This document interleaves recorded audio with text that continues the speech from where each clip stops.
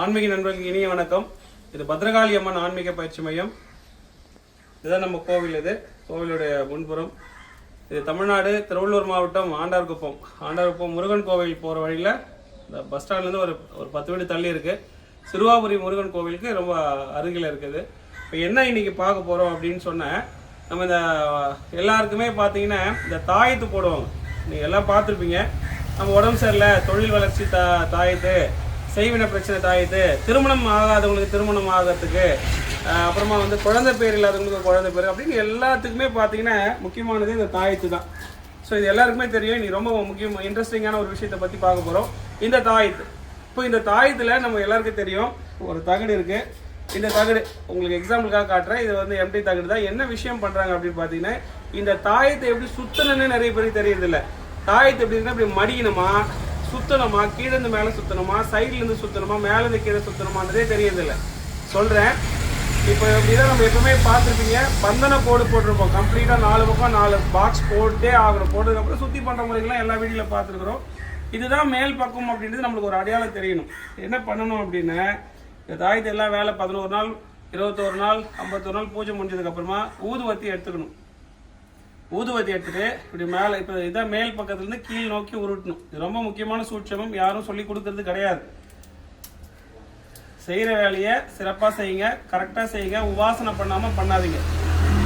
இப்படி சுற்றிட்டோம்.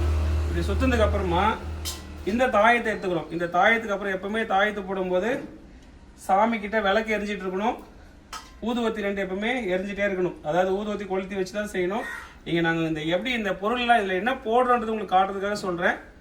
ஸோ இந்த தாயத்தை பிரிச்சுக்கிறோம்.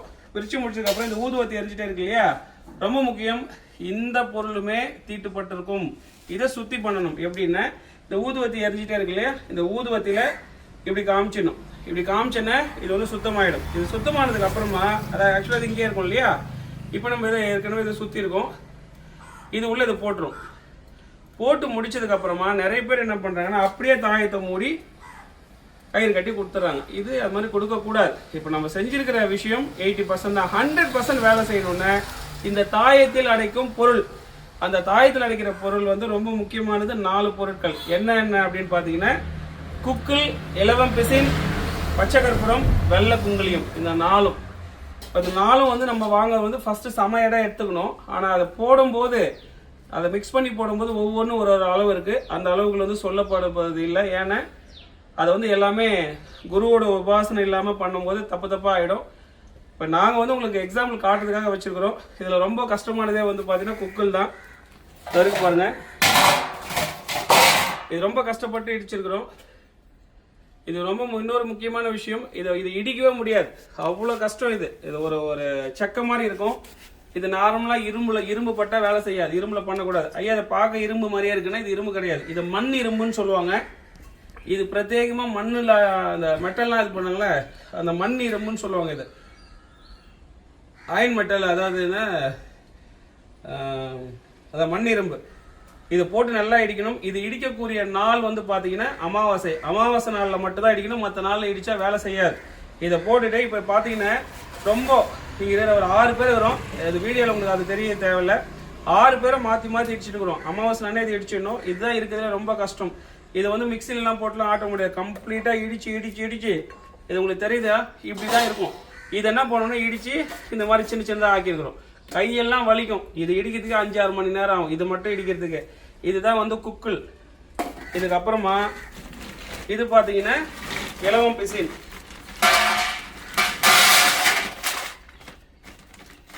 அதை தனியாக கம்ப்ளீட்டாக அதை பாருங்கள் இடிச்சு வச்சுருக்கிறோம். இன்னும் இடிக்க வேண்டியது இருக்கு.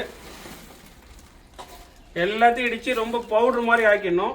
அதுக்கப்புறமா இந்த குக்கல், இது குக்கல், இது இலவம் பிசின். அப்புறம் இது பார்த்தீங்கன்னா வெள்ளை குங்குலியம்.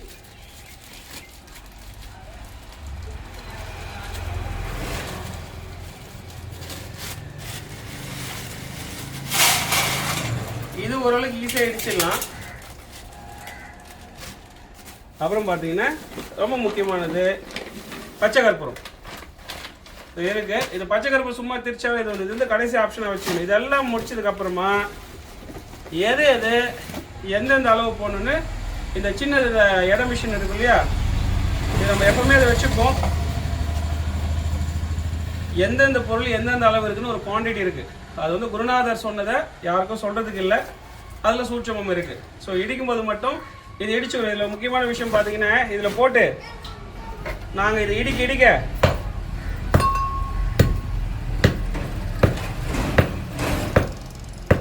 வீடியோல தெரிஞ்சால எல்லாம் சதுரி போயிடும். இப்போ நம்ம இது 1 கிலோ இடிக்கிறேன்னாக்கா ஒரு 50 கிராம் 10 கிராம் 20 கிராம் வந்து செதறி வெளியில போயிடும். அதுக்கப்புறம் இதெல்லாம் செஞ்சு நல்லா மைய பவுடர் மாதிரி வந்துடணும். இந்த பவுடர் மாதிரி வரும். இது ஒரு அளவு, வெள்ளை இலவம் பீசன் ஒரு அளவு, வெள்ளை குங்குலி ஒரு அளவு, பச்சை கற்பூரம், இதெல்லாம் ஒன்னா சேர்த்து ஒரு டப்பால வச்சுட்டு அதை இந்த தாயத்துல போடணும். இந்த தாயத்துல போட்டு கம்ப்ளீட்டா, ஏன்னா இது எப்பவுமே எம்டியா இருக்கக்கூடாது, போட்டுட்டு கம்ப்ளீட்டா மூடிட்டு சாமி கிட்ட வச்சு, அதுக்கப்புறம் இந்த பஞ்சவர்ண நூல் சுத்திட்டு சாமி கிட்ட வச்சு தீபாரத்தனை பண்ணிட்டு தான் கொடுக்கணும். அப்பதான் இது 100% வேலை செய்யும். ஸோ இப்போ உங்களுக்கு தெரிஞ்சிருக்கும், ஒரு தாயத்துக்குள்ள கூட போடக்கூடிய 4 பொருட்கள் என்னென்ன அப்படின்னா, குக்குள், இலவம் பிசினு, வெள்ளை பொங்கலியும், அப்புறம் பச்சை கற்பூரம். இந்த 4 இடிச்சுக்கணும். ஆனா போடுறது ஒவ்வொன்றும் ஒரு இலவு அடை இருக்கு, அதாவது ஒன்று ஒரு எடை அளவு கணக்கு இருக்கு. அந்த அளவு படி போட்டால் தான் வேலை செய்யும். மாத்தி மாத்தி போட்டாலும் சம அளவு போட்டாலும் கட்டாயமா வேலை செய்யாது. இதை செய்யக்கூடிய நாட்கள் வந்து அமாவாசையில மட்டும்தான் பண்ணணும், மற்ற நேரங்களில் பண்ணக்கூடிய. இதை வெயிலில் பண்ணிட்டு இருக்கணும். இதை உள்ள டைல்ஸ் வச்சு இடிச்சா உடஞ்சிடும். ஒரு 3 கோணி போட்டு வச்சிருக்கிறோம். ஏன்னா இதை போட்டு ரொம்ப வேகமாக அடிக்கணும். மிக்சிலே கிரைண்டர்ல போட்டு அடிச்சா இதை அடையாது. ஸோ இன்னைக்கு நம்ம பார்க்கக்கூடிய ஒரு முக்கியமான விஷயம், ஒரு தாயத்துக்குள்ள அடைக்கக்கூடிய பொருட்கள் என்னென்ன, அது எப்படி செய்யணுன்றதை பத்தி பார்த்துருக்குறோம். ஸோ முறைப்படி குருநாதர்கிட்ட தீட்சை வாங்கி முறைப்படி கத்துக்கிட்டு செய்யுங்க. கட்டாயமா நீங்க வெற்றி பெறுவீங்க. நன்றி. ஓகே மாமா.